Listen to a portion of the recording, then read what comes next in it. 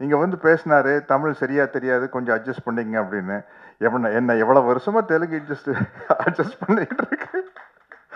15 வருஷமா 2008லேருந்து நடிச்சிட்டு இருக்கிற தெலுங்குல போனோன்னா நீங்கள் பார்த்துருப்பீங்க అందరికీ నమస్కారం. அதோட கட் பண்ணா నెక్స్ట్ పిక్చర్లో యాక్ట్ చేసినప్పుడు నేను జరూరుగా கன்ஃபார்ம்டா தெலுங்குல மாట్లాட்டான். இப்படியே 15 வருஷமே சொல்லிட்டு பேசுறது இல்லை. முஞ்சியான ஒரு ஹிந்தி படம் நடிச்ச இத்தனைக்கு ஃபுல் காமெடி கேரக்டர். அது நம்ம இங்க வடிவேலு பண்ற மாதிரி ஒரு கேரக்டர். அது எப்படி என்ன அந்த கேரக்டர்ல சூஸ் பண்ணான்னு தெரியல. அந்த படம் சூப்பர் டூப்பர் ஹிட் அங்க. அதுக்கு நான் தான் பேசியிருக்கிறேன் டப்பிங் ஹிந்தி.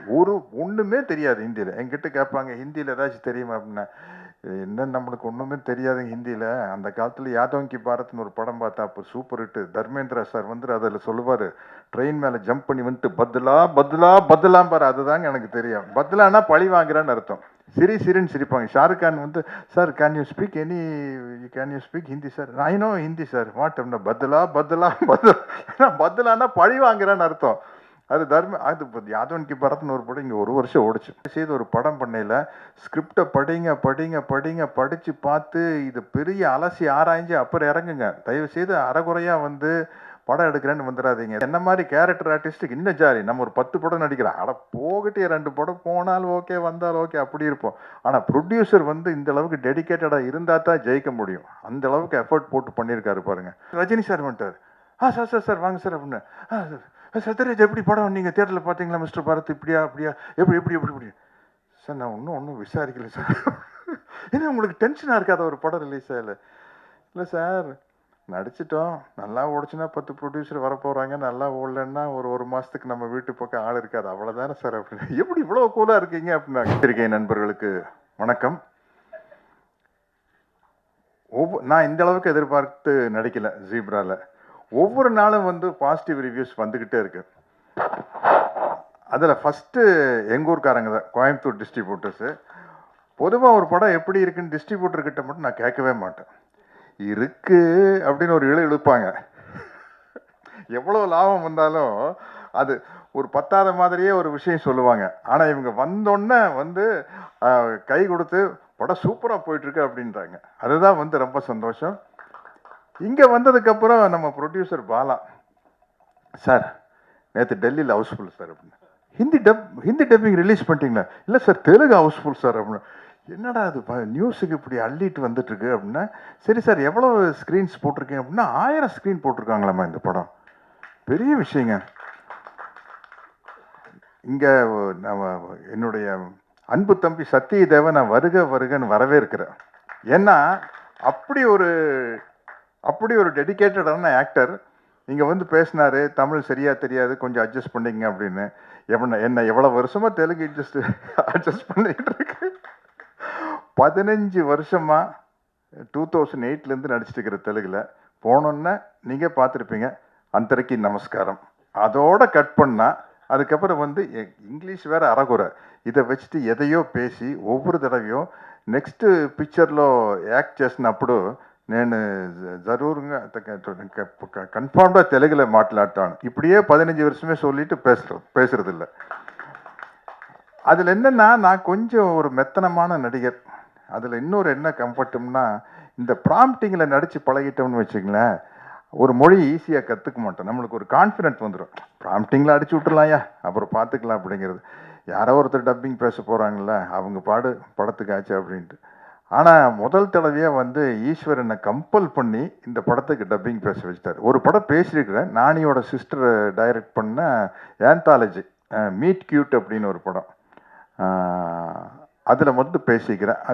அது வந்து ஒன்லி ஓடிடி பிளாட்ஃபார்முக்கு தான். இந்த படத்தில் ஈஸ்வர் கம்பல் பண்ணி பேச வச்சார்.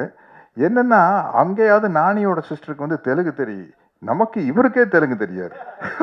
எப்படி இவரை நம்பி நம்ம களத்தில் இறங்குறது? அப்புறம் கரெக்டாக பேசி கீசி சமாளிச்சுட்டு ஒரு தடவை கரெக்டாக இருக்கான்னு பேசி இப்போ அந்த நம்பிக்கை வந்தோன்னா இப்போ லைனாக எல்லா தெலுங்கு படத்துக்கு வந்து நான் தான் டப்பிங் பேசுகிறேன். Thank you Eshwar sir. எனக்கு ஒரு நம்பிக்கை வந்துருச்சு. அந்த அந்த படத்தில் ஆக்சுவலாக அந்த மீட் கியூட்டுங்கிற படத்தில் எப்படி டப்பிங் பேசுனா, ப்ராம்ப்டிங்கில் நடிக்கிறது வேற, ப்ராம்ப்டிங்கில் டப்பிங் பேச முடியுமா? நான் ப்ராம்ப்டிங்கில் பேசினேன், ஹெட்ஃபோனை மாட்டிட்டு அவங்க சொல்ல சொல்ல கேட்டு கேட்டு பேசிட்டேன். அதனால சத்யதேவ் நீங்கள் ஒன்றும் கவலையே படாதீங்க. நீங்கள் அடுத்த படம் தமிழ் நீங்கள் தான் டப் பண்ணுறீங்க. நான் வந்து அந்த சவுண்ட் இன்ஜினியர் கிட்ட நான் உட்காந்துக்கிறேன். அது சும்மா ஈஸியான வேலை. அது நான் பாருங்க உங்களுக்கு வந்து கரெக்ட் பண்ணி விட்டுறேன், அவ்வளோதான். ஏன்னா நாங்கள் கரெக்டாக இப்போ முஞ்சியான ஒரு ஹிந்தி படம் நடித்தோம். இத்தனைக்கு ஃபுல் காமெடி கேரக்டர். அது நம்ம இங்கே வடிவேலு பண்ணுற மாதிரி ஒரு கேரக்டர். அது எப்படி என்ன அந்த கேரக்டரில் சூஸ் பண்ணான்னு தெரியல. அந்த படம் சூப்பர் டூப்பர் ஹிட் அங்கே. அதுக்கு நான் தான் பேசியிருக்கிறேன் டப்பிங் ஹிந்தி. ஒன்றுமே தெரியாது ஹிந்தியில். என்கிட்ட கேட்பாங்க ஹிந்தியில் ஏதாச்சும் தெரியுமா அப்படின்னா, என்ன நம்மளுக்கு ஒன்றுமே தெரியாது ஹிந்தியில். அந்த காலத்தில் யாதவ் கி பாரத்னு ஒரு படம் பார்த்தா அப்போ சூப்பர் ஹிட்டு. தர்மேந்திரா சார் வந்து அதில் சொல்லுவார், ட்ரெயின் மேலே ஜம்ப் பண்ணி வந்துட்டு பத்லா பத்லா பத்லாம் பாரு. அதுதாங்க எனக்கு தெரியும். பத்லானா பழி வாங்குறான்னு அர்த்தம்.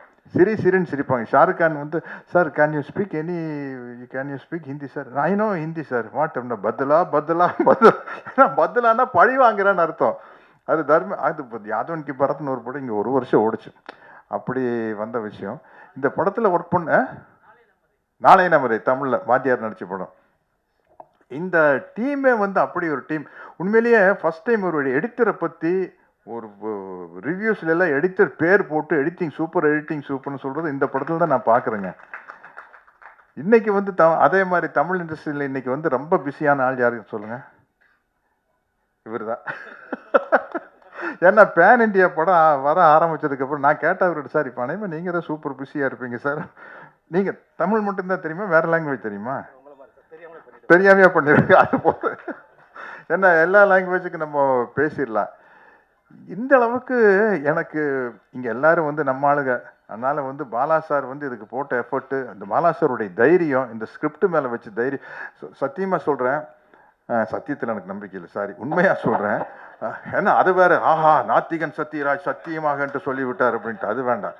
உண்மையிலேயே பாலா சார் வந்து நீங்கள் ஒரு பெரிய எக்ஸாம்பிளாக வச்சுக்கோங்க ப்ரொடியூசர்ஸ் எல்லாம். ஏன்னா வந்து தயவுசெய்து ஒரு படம் பண்ணையில் ஸ்கிரிப்டை படித்து பார்த்து இது பெரிய அலசி ஆராய்ஞ்சு அப்புறம் இறங்குங்க. தயவுசெய்து அறகுறையாக வந்து படம் எடுக்கிறேன்னு வந்துடாதீங்க, ஏதோ ஒரு படம் எடுக்கணுமேனு வந்துடாதீங்க. கொஞ்சம் அதில், ஏன்னா மற்றவங்க எல்லாம் காசை வாங்குறவங்க, நீங்கள் ஒரு ஆள் தான் காசை போடுறவங்க. அது என்ன மாதிரி கேரக்டர் ஆர்டிஸ்ட்டுக்கு இன்னும் ஜாலி. நம்ம ஒரு 10 படம் நடிக்கிறோம், அட போகிட்டே 2 படம் போனாலும் ஓகே வந்தாலும் ஓகே அப்படி இருப்போம். ஆனால் ப்ரொடியூசர் வந்து இந்த அளவுக்கு டெடிக்கேட்டடாக இருந்தால் தான் ஜெயிக்க முடியும். அந்த அளவுக்கு எஃபர்ட் போட்டு பண்ணியிருக்காரு பாருங்க. அப்புறம் நம்ம மறுபடியும் சொல்லணும், சத்யதேவ் பற்றி தான் சொல்கிறேன். அவர் சொல்கிறாங்க பாருங்க, இந்த படத்துக்கு எந்த அளவுக்கு ப்ரமோட் பண்ணாருன்னு பாலா சார் தான் சொல்லியிருக்காரு. நான் உண்மையிலேயே சொல்கிறேன், நீங்கள் நம்ப மாட்டீங்க, நான் தியேட்டரில் போய் படமே அமைதிப்படை படத்தை நான் இது வரைக்கும் தியேட்டரில் பார்த்தது இல்லைங்க. உண்மையிலேயே பார்த்தது இல்லை. பார்த்துட்டு வந்து படம் சூப்பராக இருக்குன்னு சொல்லுவாங்க, அதை அவ்வளோதான். வால்டர் வெற்றி வேலை பார்த்ததில்லை. நான் நடித்த பெரிய படம் நான் தியேட்டருக்கே போய் பார்க்கறது இல்லை. ஏன்னா எனக்கு என்னமோ அதில் டென்ஷனே இருக்கிறது இல்லை. நல்லா இருந்தால் ஓட போகுதுப்பா அப்படின்ட்டு. ஒரு தடவை மிஸ்டர் பாரத் ரெடி ஆகிட்டு, துளசி அண்ணன் தானே அதுக்கு பிஆர், மிஸ்டர் பாரத் படம் ரிலீஸ் ஆயிடுச்சு. நான் ஏவிஎம் கார்டன் தியேட்டரில் விடிஞ்சா கல்யாண படம் டப்பிங் தியேட்டர் பேசிகிட்டு இருக்கிறேன். திடீர்னு ரஜினி சார் வந்துட்டார். சார் வாங்க சார் அப்படின்னு. சத்யராஜ் எப்படி படம் நீங்கள் தியேட்டரில் பார்த்தீங்களா மிஸ்டர் பாரத், இப்படியா எப்படி சார்? நான் ஒன்றும் விசாரிக்கல சார். ஏன்னா உங்களுக்கு டென்ஷனாக இருக்காத ஒரு படம் ரிலீஸ் ஆகலை? இல்லை சார், நடிச்சிட்டோம், நல்லா ஓடிச்சுன்னா 10 ப்ரொடியூசர் வரப்போகிறாங்க, நல்லா ஓடலன்னா ஒரு மாதத்துக்கு நம்ம வீட்டு பக்கம் ஆள் இருக்காது, அவ்வளோதானே சார் அப்படின்னு. எப்படி இவ்வளோ கூலாக இருக்கீங்க அப்படின்னு கேட்டார். அது மாதிரி பெரிய ஒரு டென்ஷன் ஆகிக்கிற பார்ட்டி இல்லை. பட் ஆக்சுவலாக ஒரு ஹீரோன்னு உங்களை மாதிரி தான் இருக்கணும்.